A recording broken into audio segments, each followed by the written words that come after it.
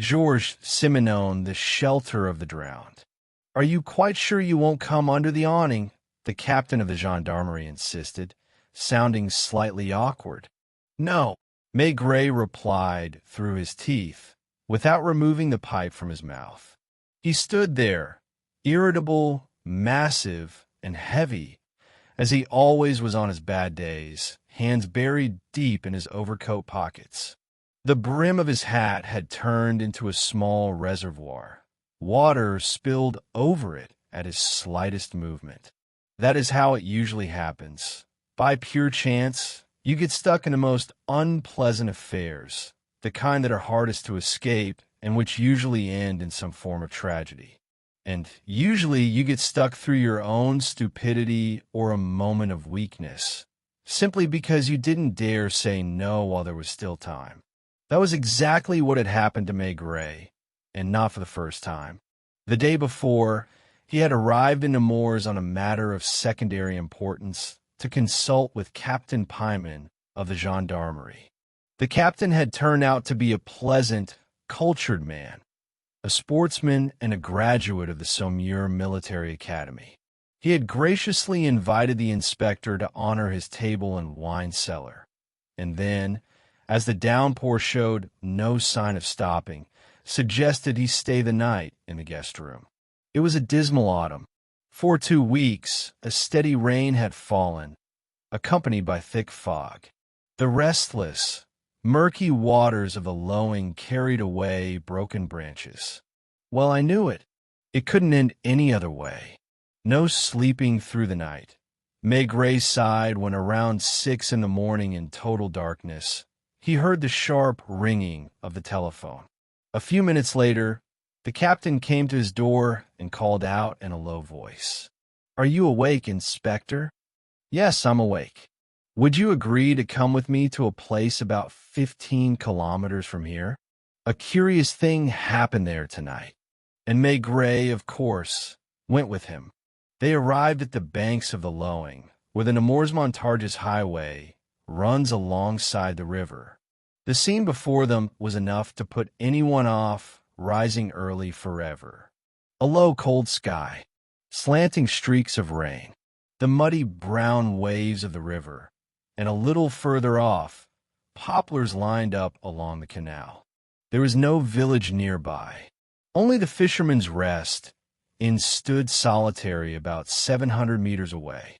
Maigret already knew that the locals had nicknamed it the shelter of the drowned.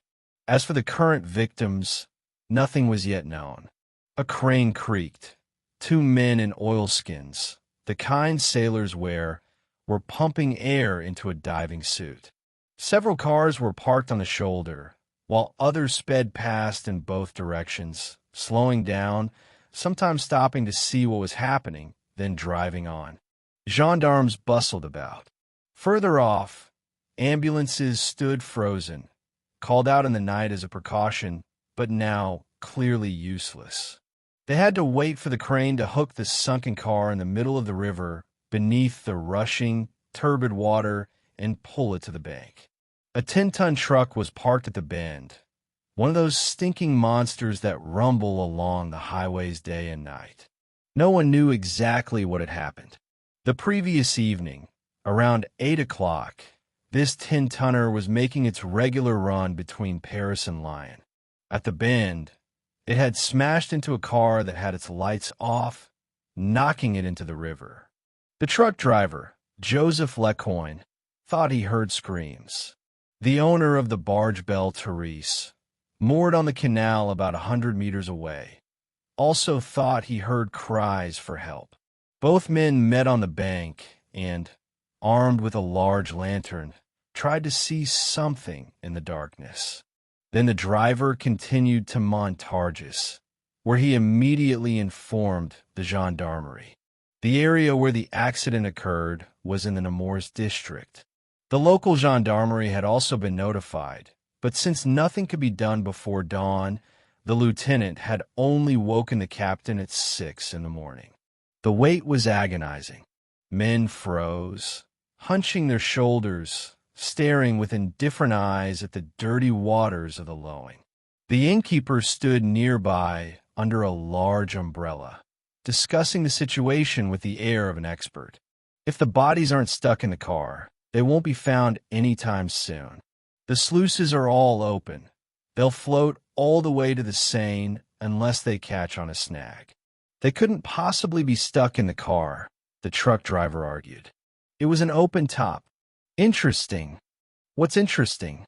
Well, a young couple stayed with me yesterday. They arrived in an open car. They spent the night, had breakfast, and were planning to stay another night, but I haven't seen them since.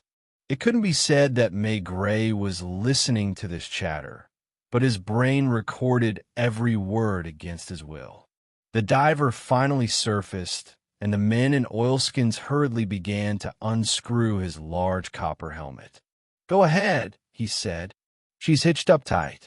On the highway, cars honked impatiently, not understanding the cause of the delay. Heads leaned out of windows.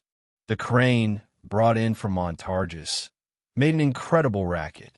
Finally, the top of a gray chassis emerged from the water, then the hood, then the wheels.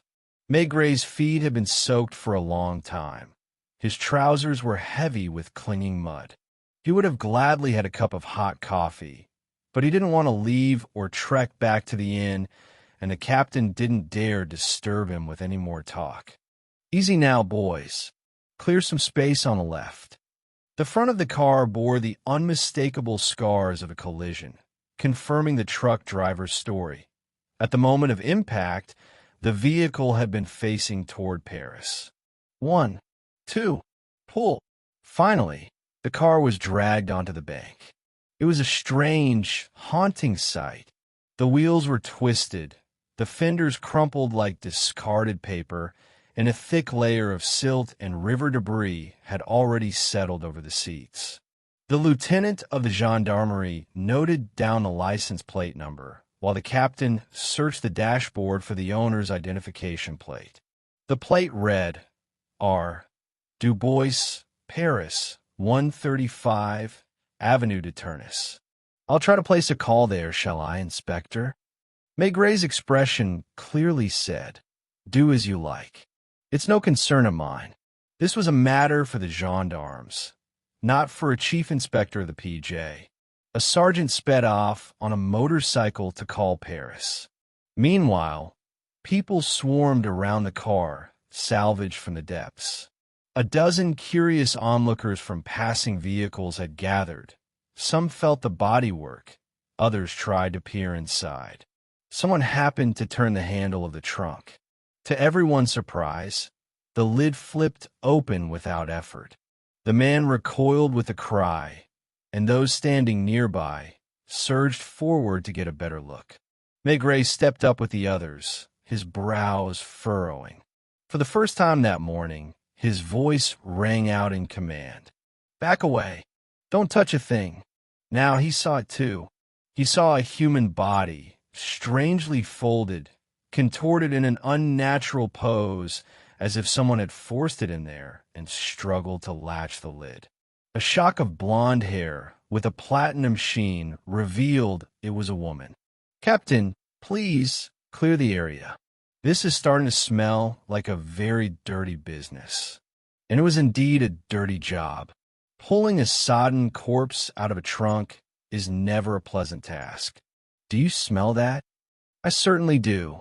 Don't you think that? 15 minutes later, their suspicions were confirmed. One of the onlookers turned out to be a doctor. He examined the body in the roadside brush, while the police were forced to repeatedly push back the crowd, even children, who were desperate for a closer look. Death occurred at least 3 days ago. Someone tugged at Maigret's sleeve. It was Justin Rogier, the landlord of the shelter of the drowned. "I recognize the car," he said with a conspiratorial air. "It belongs to my young guests.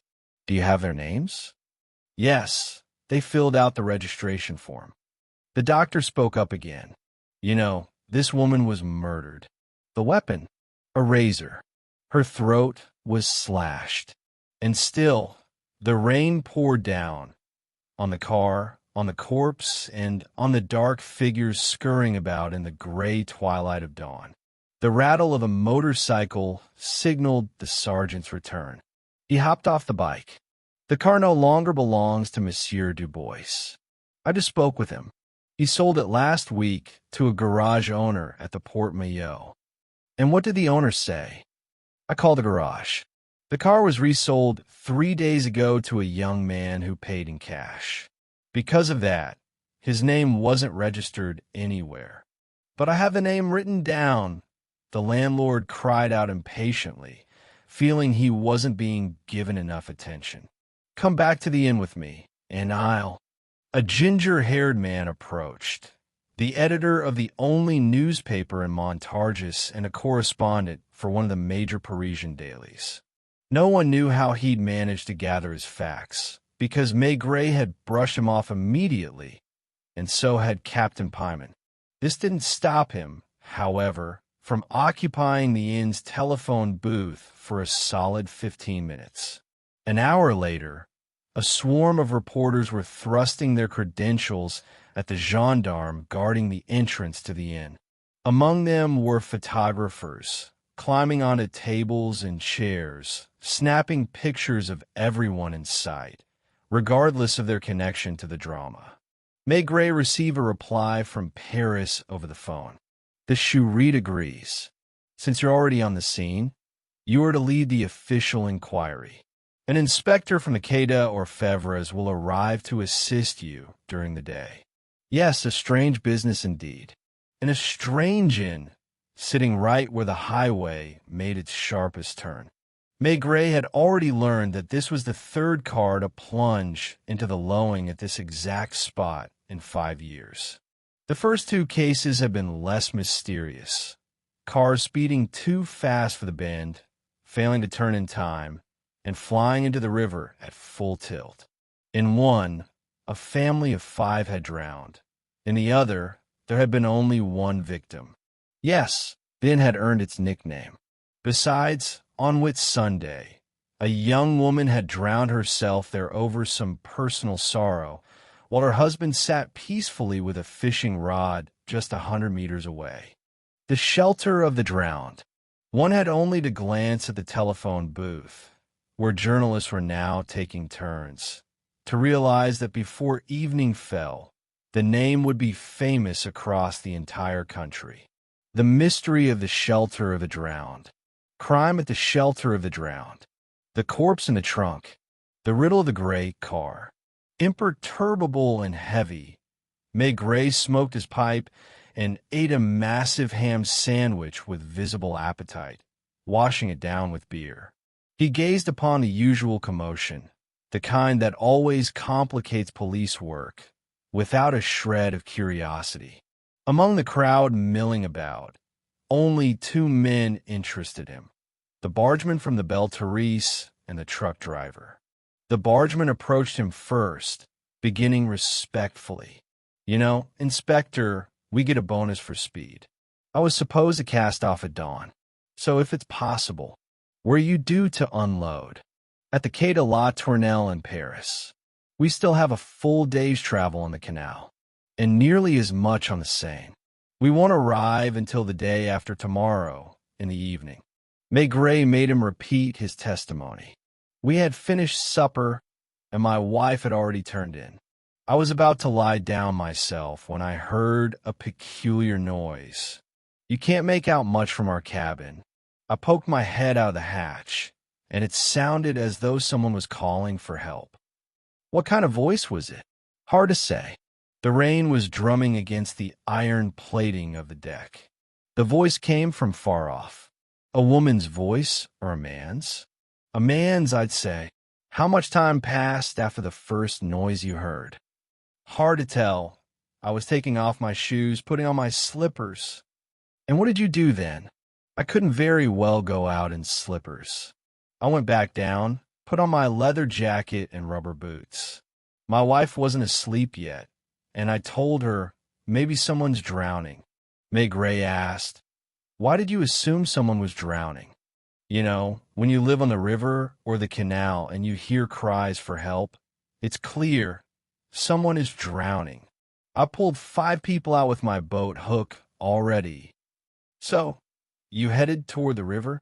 Yes, I was practically there already. The gap between the canal and the river is only about 20 meters at that spot.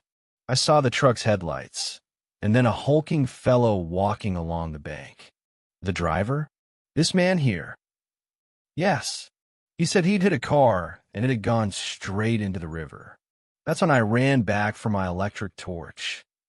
All of this took quite a while. Well, of course. And what was the driver doing during that time? I don't know. Trying to see something in the dark, I suppose. Did you go near the truck? I might have. I don't remember. I was thinking more about whether anyone would surface. Do you know if the driver was alone in the truck? I think so. If anyone else had been in there, they would have come to help us. When you both realized your efforts were useless, what did the driver say to you? That he'd report it to the gendarmerie. Did he specify which one? No, I don't recall. Did it occur to you to tell him he could call from the inn? It's only 700 meters away. I only thought of that later, once he'd already left. The driver was a tall, powerful youth. He had already called his superiors to tell them he was being held by the police following a road accident. Now, he waited for further developments with total composure, never refusing a drink when the journalists offered one. And in exchange, he willingly repeated his story over and over. Maigret interviewed him privately in a small room containing only a single table. A wide sofa suggested that this establishment with the sinister name also hospitably welcomed tryst couples. I was under the impression that long-haul drivers always traveled in pairs, Maigret remarked. That's usually the case. But my partner mangled his hand a week ago, and while he's on insurance, I've been driving alone. What time did you leave Paris? At 2. I have an oversized load, and with the roads being slick, I couldn't make much speed. You must have stopped for dinner at one of those restaurants the drivers use. That's right. We have our favorite spots. We usually meet there at the same time. I stopped just past Nemours at Aunt Catherine's. She's a superb cook. How many trucks were parked outside her place then? 4. 2 furniture vans from the Mooring Company, a gasoline tanker, and a large flatbed. Did you eat with the other drivers? 3 of us sat together. The others ate at the next table. In what order did you leave? I didn't notice when the others went out. I was the last to leave because I wanted to put a call through to Paris. Who were you calling? My boss. I wanted to tell him to have some piston rings ready for me in Moulins. I noticed along the way that the engine was acting up and that the 3rd cylinder. Right. Now, how far behind your colleagues do you think you were? I set off about 10 minutes after the 2nd furniture van, but I travel at a higher speed. You should have been about 5 kilometers ahead of me. And you didn't see the car until the moment of the collision? Only a few meters before. By then, it was too late to brake. The car had no lights on? None at all. Did you notice if anyone was inside? It's hard to say. It was raining. My wipers aren't worth much. All I know is that when the car went under, I thought I saw someone floundering in the dark. Then I thought I heard cries for help. One more question. I noticed a fine electric torch in the compartment under your seat. Why didn't you use it? I don't know. I was rattled. I was afraid my own truck might slide into the Loing. Was there a light on when you passed the inn? There might have been. Do you drive this highway often? Twice a week. And it didn't occur to you to call from the inn? No. I thought Montargis was close, so I kept going. While you were wandering along the bank, could anyone have hidden in the back of your truck? I don't think so. Why not? They would have had to untie the ropes on the tarpaulin. Thank you. Naturally, you will remain here for the time being, at my disposal. Well, if it helps the cause. The driver's only apparent concern was a heavy meal and a strong drink. Maigret watched as he headed straight for the kitchen to order lunch for noon. Madame Rogier was presiding over the kitchen, a thin, sallow-faced woman, run off her feet by the unexpected influx of customers.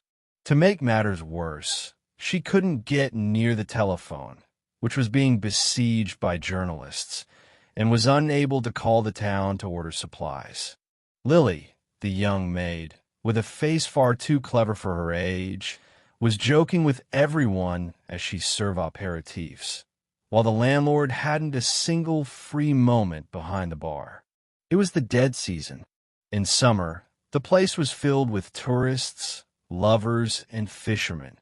In autumn, only the occasional hunter from Paris appeared, renting the local grounds and ordering their meals for specific days. Rogier gave Maigret the following statement. The evening before last, a young couple arrived in a gray car, the very one they pulled from the river. I took them for newlyweds immediately. Here is the form they filled out. The handwriting on the paper was sharp and restless. Jean Verbois, 20 years old, advertising agent, residing at 18 Rue des Acacias, Paris. In response to the questions on the form, traveling from Paris, bound for Nice. And on the back, answering the questions regarding his companion, the young man had written diagonally across the page, with wife. Information had already been relayed to Paris, where inquiries were being made on the Rue des Acacias in the 17th arrondissement, not far from the garage where the car had been purchased.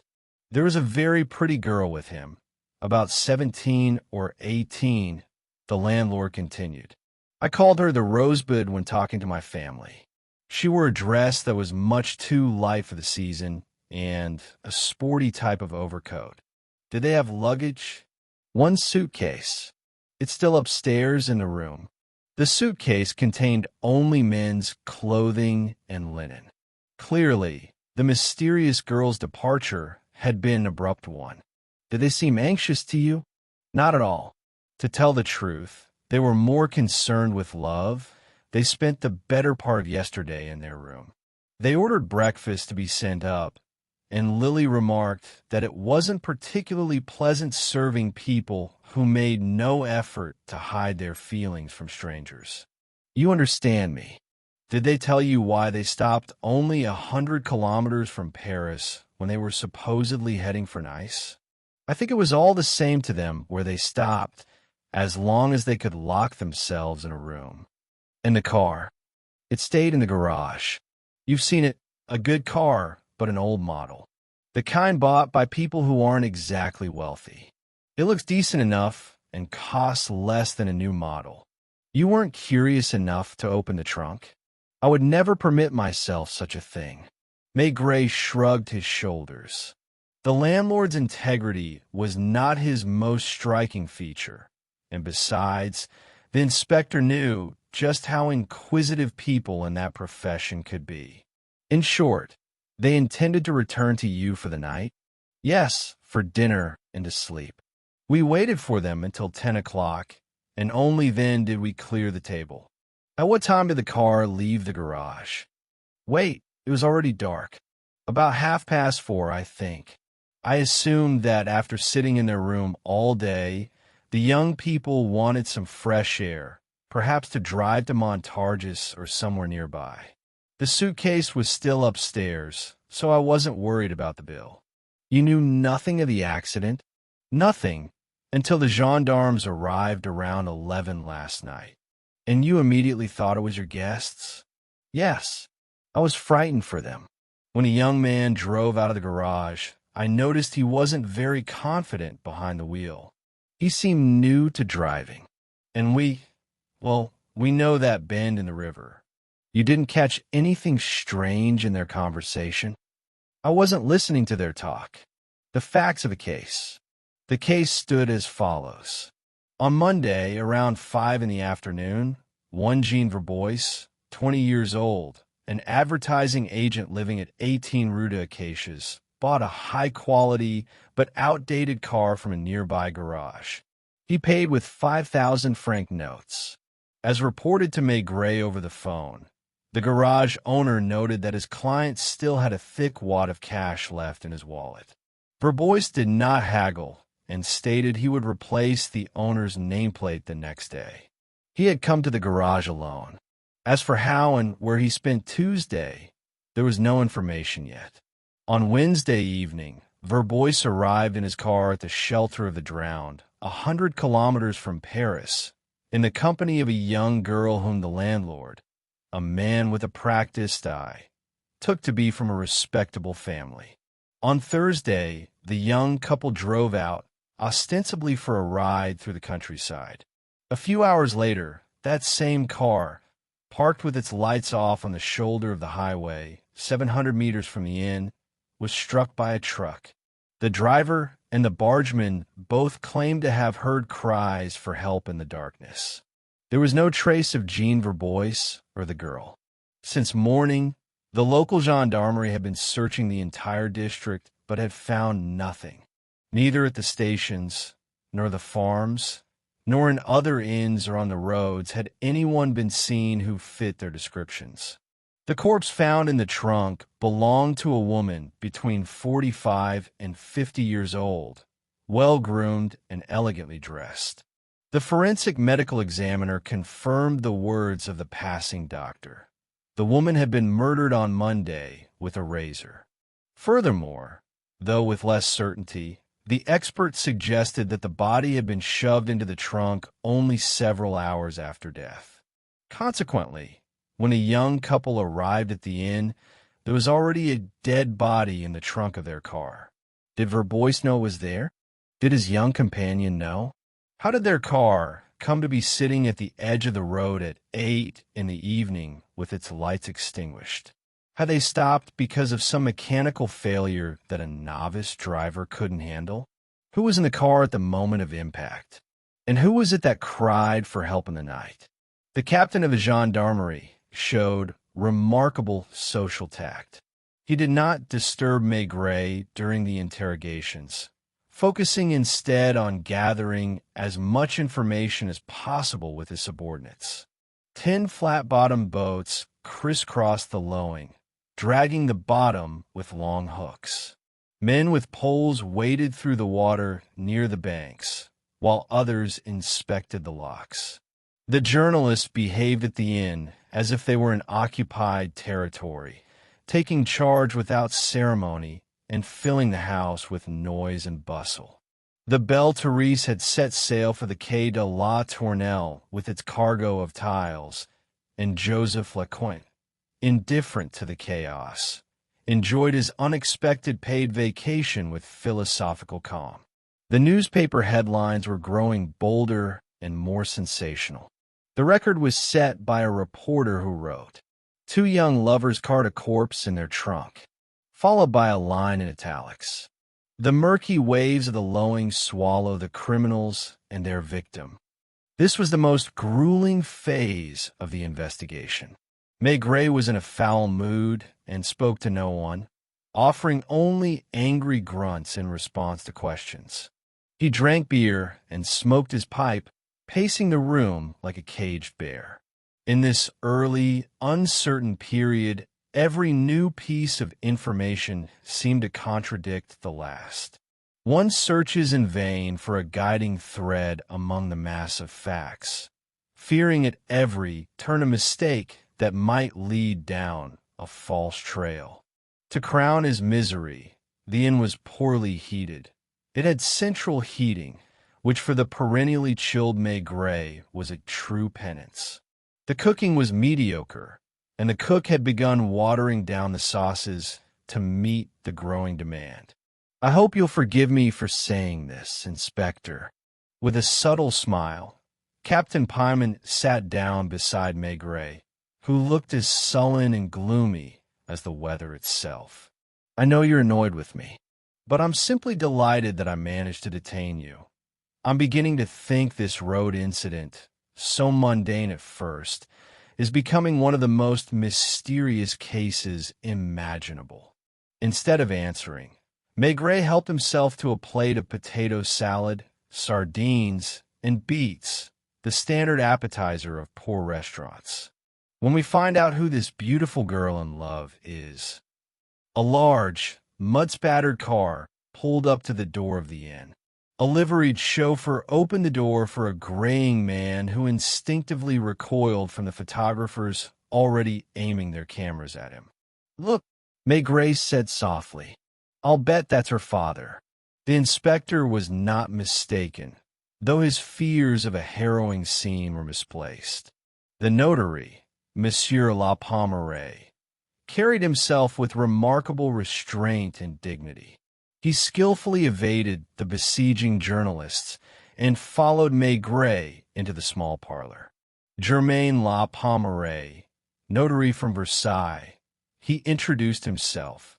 Both his profession and his city of residence perfectly suited his tall, distinguished frame, his pale skin, and his composed features, which flickered only slightly when, casting his eyes down, he asked, "Have you found her?"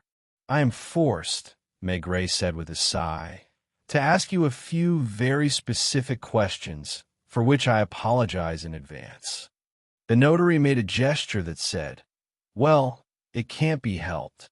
First of all, can you tell me what led you to believe your daughter might be involved in this affair? You will understand in a moment. My daughter Vivian is 17, though she looks 20. I speak in the present tense, though perhaps I should already be using the past. She is very sensitive and impulsive, much like her mother, rightly or wrongly. Especially since I became a widower, I have tried not to thwart her desires. I don't know exactly where she met this Jean Verbois, but I believe it was either at a swimming pool or a sports club near the Bois de Boulogne.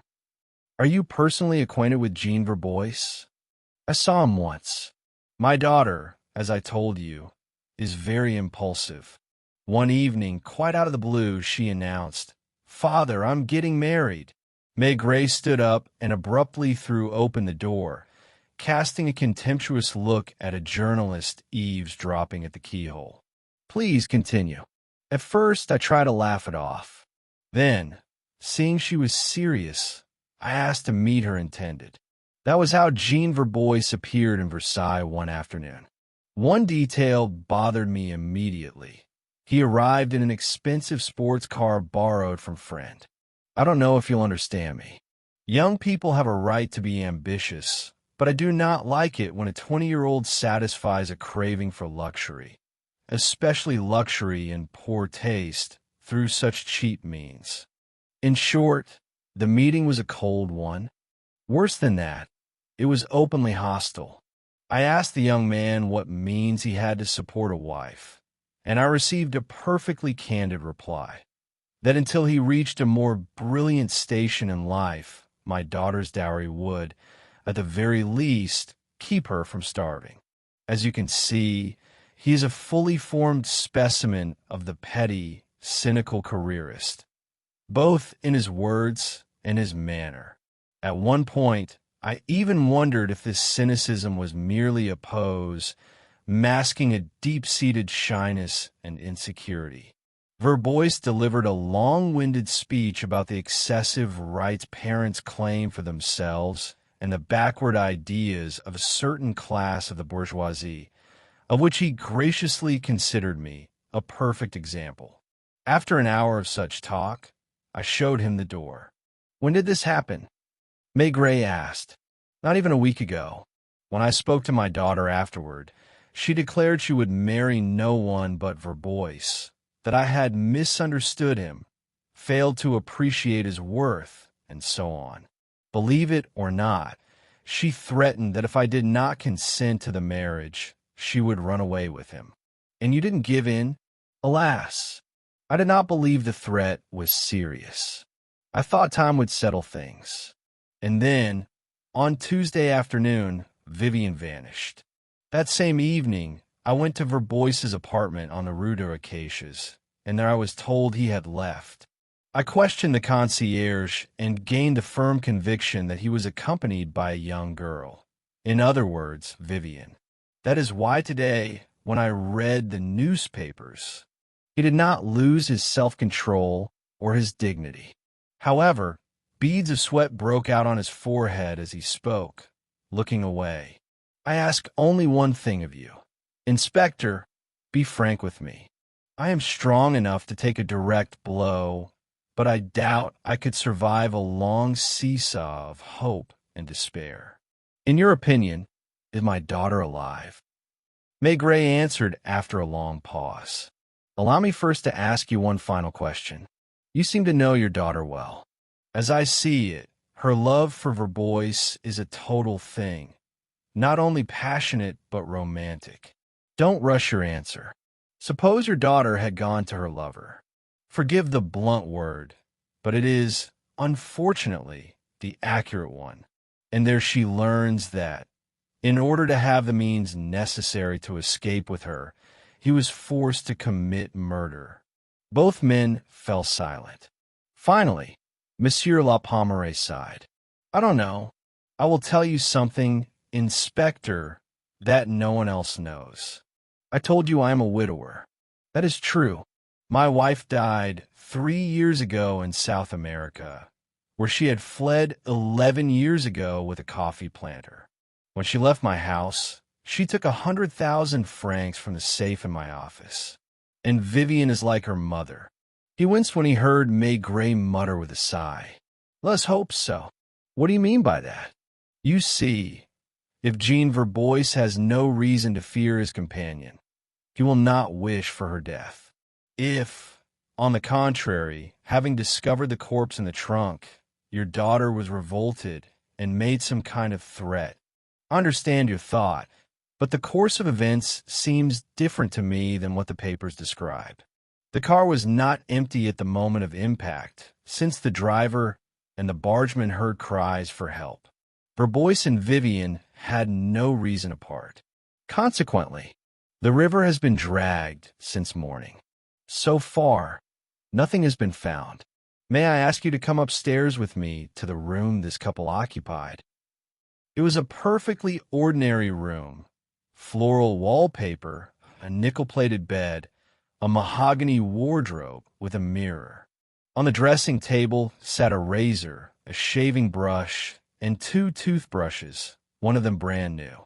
You see, Maigret murmured, he brought his own things for the journey.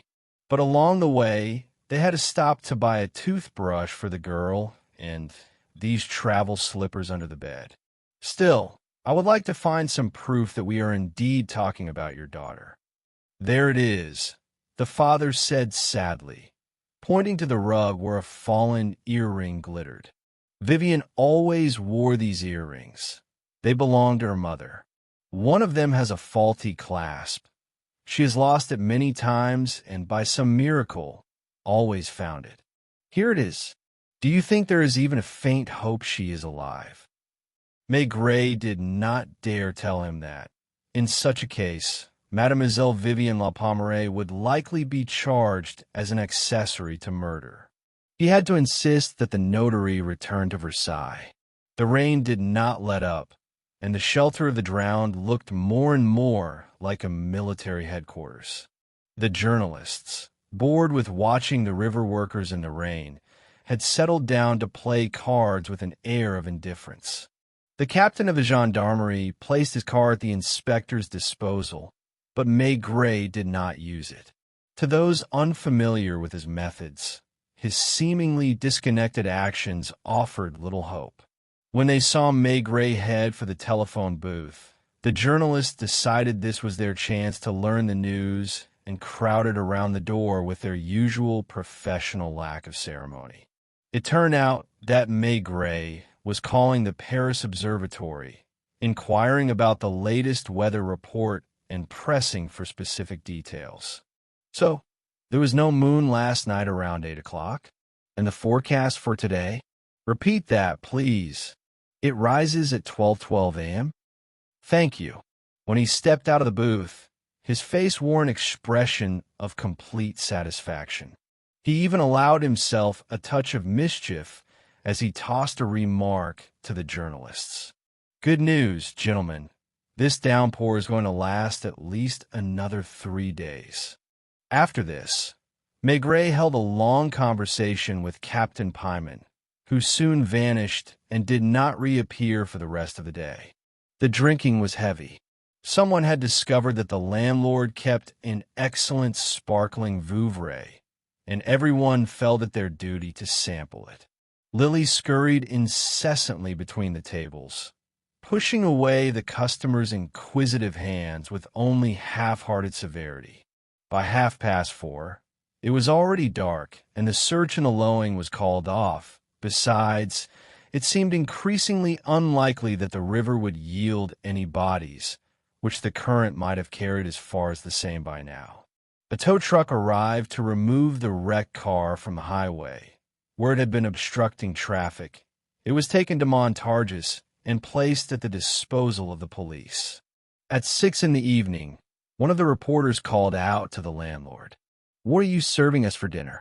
"Nothing," came the reply. The landlord looked around in surprise, unable to understand who had dared to answer for him, and to the detriment of his business interests. It was Maigret, who had approached the journalists with an air of total composure. "In fact, gentlemen, I'm going to ask you not to dine here tonight. I don't forbid you from returning at 10 o'clock if you feel so inclined, or even staying the night. I would very much like the inn to be occupied only by those who were here last night, between the hours of 7 and 9. You want to reconstruct last night's setting?" someone guessed. "Not at all. I want to warn you in advance that it is completely useless to set up an ambush in the vicinity. You won't see a single thing. However, if you behave reasonably, I promise you some excellent material for your morning editions." "At what time?" "Let's say no later than 11. There is a place in Montargis that serves wonderful food, the Hotel de la Cloche. Go there as a group. Tell the proprietor you've come from me, and he'll give you the best of service. When I get there, you'll dine with us? I am, as it happens, invited elsewhere, but I won't stay there too long. Now, do as you please. It's up to you whether to accept my offer or not, but if anyone tries to outsmart me, I guarantee he won't get a shred of information from me. So, gentlemen, until we meet again, and I wish you a hearty appetite." Once they had gone, he breathed a sigh of relief and looked at the fuming landlord with a sly grin. Now, your main profit comes from lemonade, not dinners. And they've been drinking since morning. They would have kept on drinking. Now listen, from 7 until 10, every person in this inn must take the exact same place they occupied last night, and the lights must be lit exactly as they were then. That's easy enough. There was still one person sitting in the hall who seemed to have been forgotten, Joseph Lecoin, the truck driver. He watched Maigret with bewilderment and finally opened his mouth. "And what about me? You're going to drive me to Nemours." "In the truck." "Why not, since we don't have a fancy limousine?" "As you wish, if it helps the cause." And so, Chief Inspector Maigret left the shelter of the drowned in the cab of a 10-tonner, which rumbled onto the highway with an infernal racket. "Where shall I drop you?" They drove in silence through the darkness and the rain, occasionally pulling over for oncoming cars. The windshield wipers hummed a monotonous rhythm, like large bumblebees. "Nowhere, old man." The driver looked at his companion in confusion, thinking he was joking.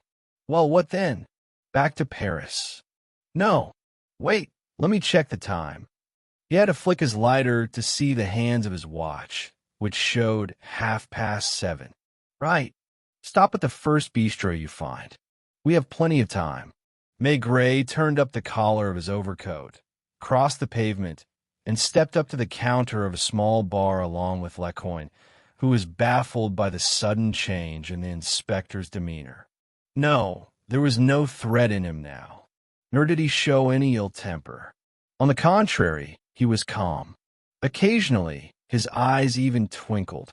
He was filled with self-assurance, looking ready to declare to anyone who asked that life was grand. He sipped his aperitif with relish, checked his watch once more, paid for the drinks, and said, "Right then, on our way." "Where to?" "First, dinner at Aunt Catherine's, just as you did last night. You see, even the rain is falling exactly as it did then, and we shall arrive at precisely the same time." Only 3 trucks were parked outside the more than modest restaurant where long-haul drivers could always count on a savory meal. The proprietress served the customers herself, assisted by her daughter, a girl of about 14. "What? Back already?" she exclaimed in surprise upon seeing Lecoin. Lecoin shook hands with the other drivers and took a seat in the corner with the inspector. "Shall we order what you had last night?" Maigret suggested. "There isn't much choice here. You have to take the specials." "Ah, fricandeau with sorrel. One of my favorite dishes as it happens." Did it not seem to the inspector that in the last few minutes a change had come over the giant driver? He was no longer as relaxed as before. He stole glances at his companion, clearly asking himself what this policeman was playing at. "Hurry it up, Catherine. We haven't much time. You always say that, and then you sit over your coffee for 15 minutes.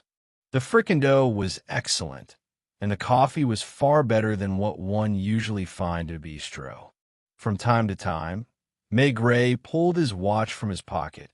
He seemed to be waiting with some impatience for the other drivers to leave. After a small glass of aged brandy, the drivers finally rose, and soon the chugging of engines echoed from the street. "Give us a brandy, too," Maigret ordered. "This is exactly how it unfolded last night, isn't it?" he added, turning to Lecoin. "More or less. It's time to go." By this point last night, I had already put my call through to Paris. "Let's move, then. Are we going back there?" "Exactly like last night. Unless you have no desire to." "Me? Why wouldn't I? I've got nothing to hide." At that moment, Catherine asked the driver, "Listen, did you pass my request on to Benoit?" "Of course, everything's settled." Once they were back in their seats, Maigret asked, "Who is this Benoit?" "The owner of the filling station in Montargis. He's a friend of mine. I always fuel up there. Aunt Catherine is thinking of installing a pump at her place and asked me to have a word with him. Some rain. Worse than yesterday, even. Imagine what it's like driving a truck through this slush all night." "Are we going too fast?" "Exactly the same speed as yesterday." Maigret lit his pipe. "Men like us are always blamed for everything," Lecoin continued. "Either you're in the middle of the road, or you didn't pull over fast enough. The people in those little cars should try handling a beast like mine."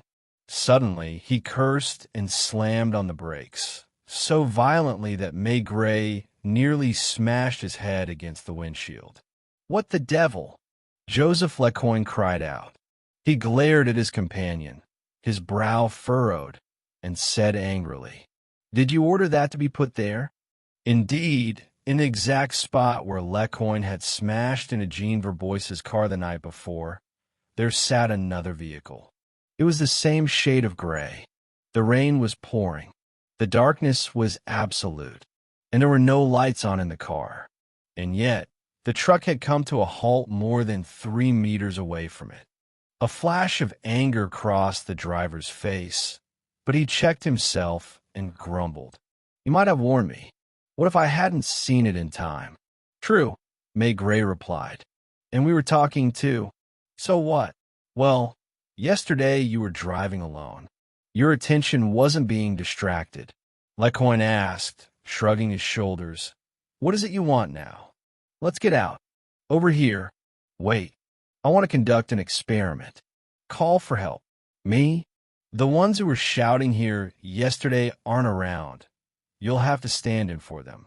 Sensing a trap, Lecoin reluctantly obeyed. He was most startled when he heard footsteps and saw a silhouette emerge from the gloom.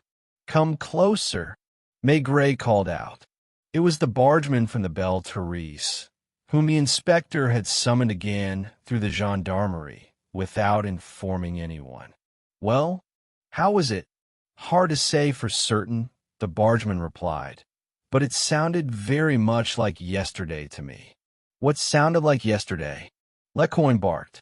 I don't know who was shouting. I'm just saying the voice sounded like the one I heard last night. This time, the giant nearly lost his self-control. He looked ready to pounce on the bargeman, who had no idea what part he was playing in this drama. Get back in the truck, Maigret commanded. At that moment, another figure, previously motionless, stepped out of the darkness. It was Captain Pieman. Everything is in order, Maigret murmured to him. We'll see what comes next. He took his seat beside Lecoin, who was no longer making any effort to be affable. Where to now? Same as yesterday. To Montargis? Same as yesterday. As you wish. I don't know what you're plotting, but if you imagine I'm mixed up in this business. They passed the shelter of the drowned. For lit windows stood out sharply against the blackness. On one of them, the large digits of the telephone number were clearly visible. How did it not occur to you to break and call from here? Already explained that to you. Keep driving. Silence fell between them. The driver, resentful and anxious, and Maigret, puffing on his pipe in the dark corner of the cab. They reached Montargis. Suddenly, the inspector remarked, You've overshot it. Overshot what? The gendarmerie. That's because of you and all your stories. Lecoin made to reverse. The station was only 50 meters behind them. No, Maigret countered. Keep going. Keep going where? Do exactly what you did last night. But I went straight to... You didn't go to the gendarmerie immediately. The times on the clock don't match up. Where's this pump belonging to your friend Benoit? Around the second bend. Then, that's where we're going. What for? For nothing. Just do as I say. They pulled up in an ordinary filling station in front of a shop that sold bicycles. There were no lights in the shop, but through the glass of the storefront, shadows could be seen moving in a kitchen at the back. The moment the truck stopped, drawn by the roar of the engine and the screech of the brakes, a man stepped out from the kitchen.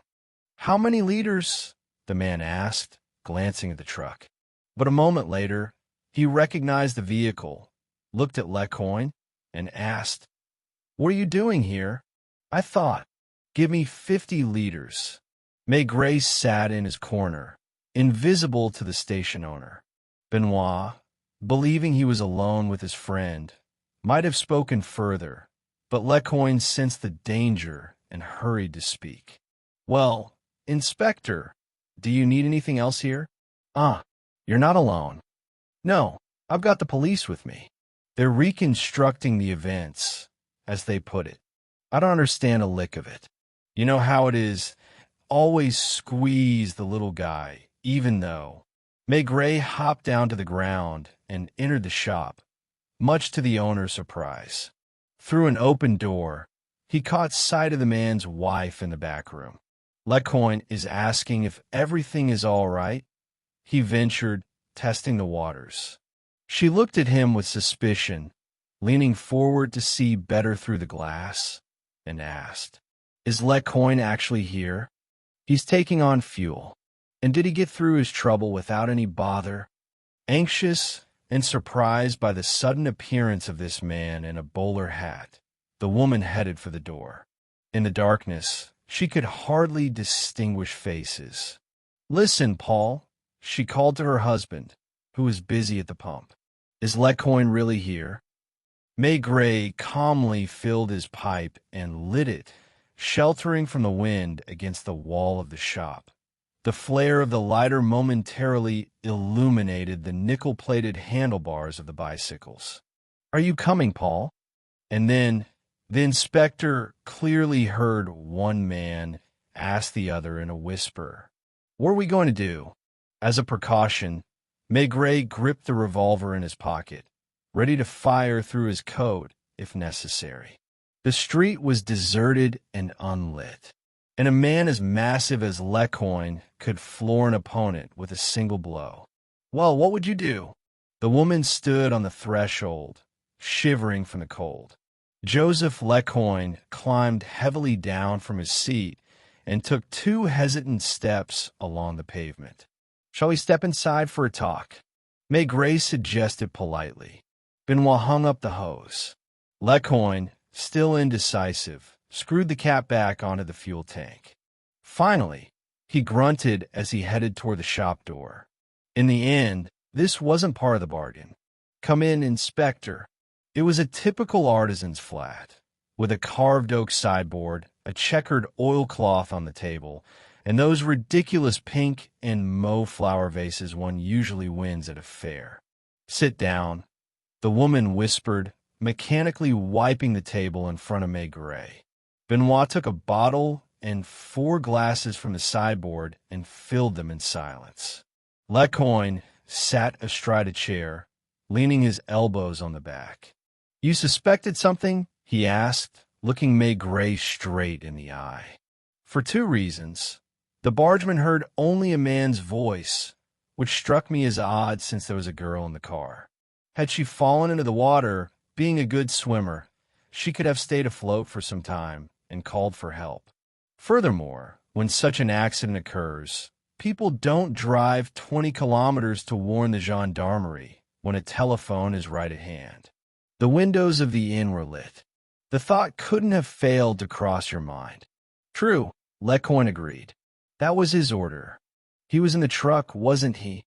It was too late to retreat. The men had clearly resigned themselves to the situation, and the woman made no effort to hide her relief. She advised, better to tell it all, for the sake of 2 miserable 1,000-franc notes. "Let Joseph speak," her husband interrupted. After swallowing the contents of his glass, Lecoin began.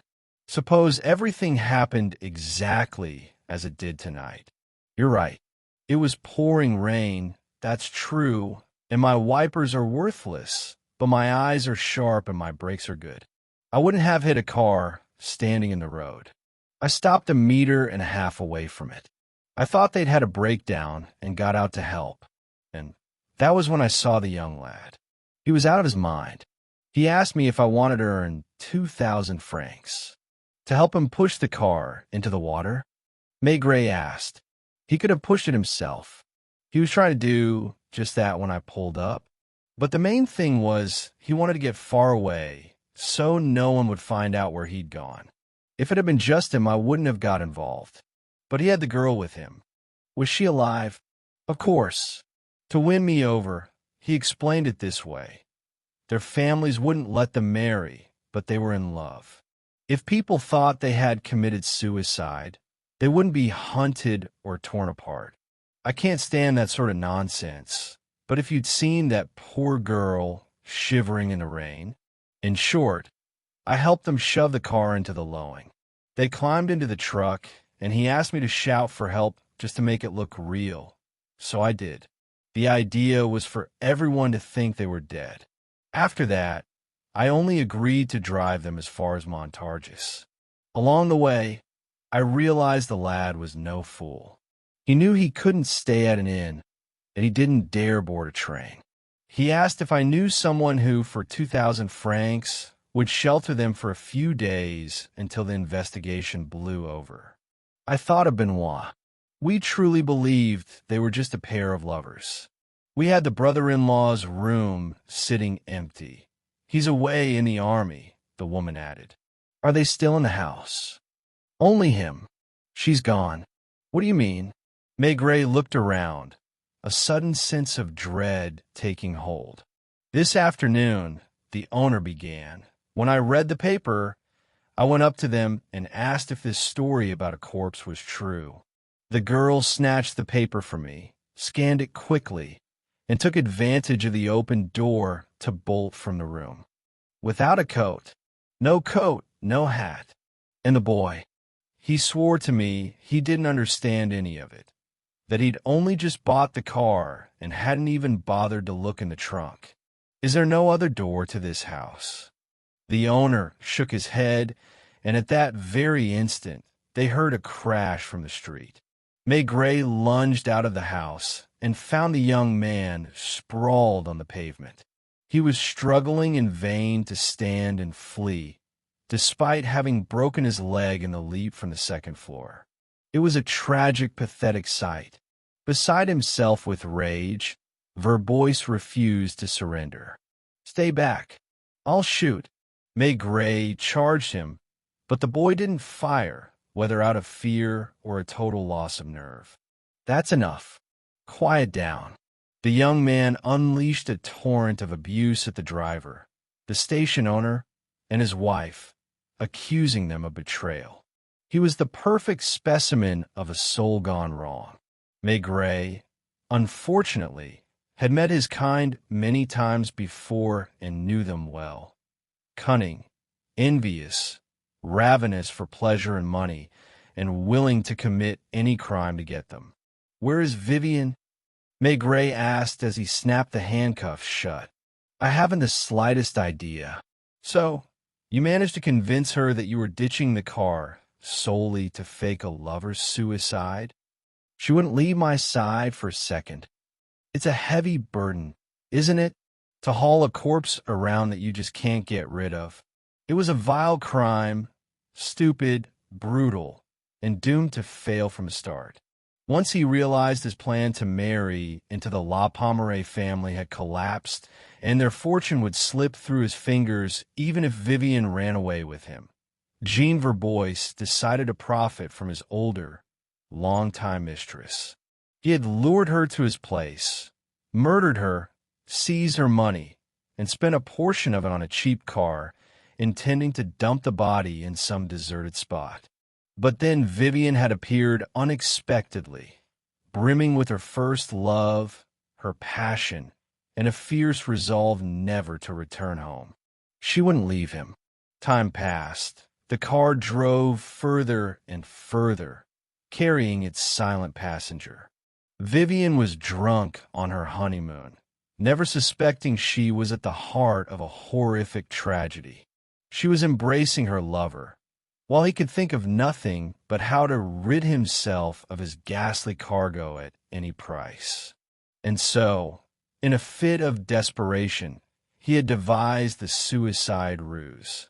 Lecoin's truck had appeared at the perfect moment, simultaneously simplifying and complicating his scheme. "What about that information you promised, Inspector?" The journalists had laid out a lavish spread at the Hotel de la Cloche, a true banquet, and their spirits were high. "Martha Dorval's killer is in the hospital." Martha Dorval, the former operetta singer, a wealthy woman. She was Jean Verbois's mistress. "He's in the hospital, in a Montargis hospital with a broken leg. You have my permission to visit him, take your photographs, and ask him whatever you like." "And what about the girl?" Maigret lowered his head. He knew nothing of her fate and feared some reckless act born of despair. It was past midnight. The inspector was sitting with Captain Pieman at his home in Nemours, discussing the day's events when the telephone rang. The captain picked up, expressed a look of joyful surprise, and asked several questions. "You're not mistaken? That's the exact address? Listen, send the driver to me just in case. I don't care if he's drunk." He turned to Maigret. "My boys just tracked down a driver from Montargis. This afternoon, he picked up a girl with no coat and no hat. She asked to be taken to a small village near Bourges and got out at a secluded estate. Along the way, the driver worried about whether she could pay, as she didn't even have a handbag, but she kept repeating, 'My aunt will pay you,' and so was broken and barely alive after all she had endured. Vivian La Pommeraye had sought refuge in the home of one of her aunts, the place where, since early childhood, she had always spent her summer holidays.